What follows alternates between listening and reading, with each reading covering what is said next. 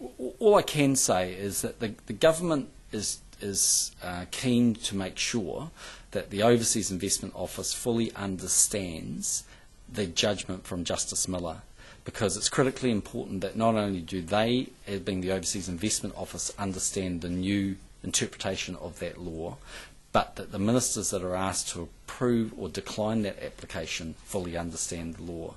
And until that position is clarified, I think it would be extremely dangerous for any party, either ministers or the OIO, to move forward. Well, I'm just saying I'm not ruling that out. It's possible that we seek some sort of declaratory judgment of what that actually means, or clarification at least of the law.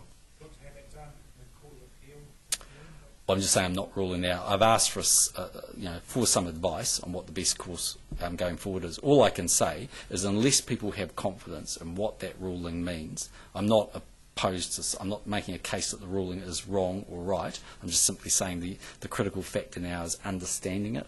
And until I'm in a position to, and everyone's in a position to understand that, I think that leaves the government in a terrible position, because ministers could be judicially reviewed again.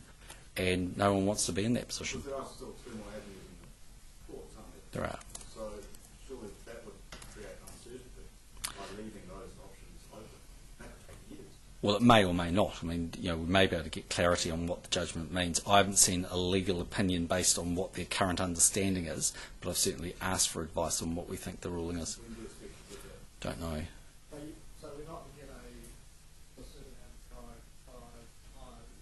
in a matter of days if they still have Well, I'm not controlling them, so at the end of the day, if the application's been put in and they've sought council's view on what the interpretation is, that is always possible, and you would need to ask the Overseas Investment Office. I clearly haven't and don't intend to, but I would be surprised if that happened, and certainly from the minister's point of view, I'd be very uncomfortable with them making a decision, because they have sole responsibility, those ministers, unless they fully understand the law.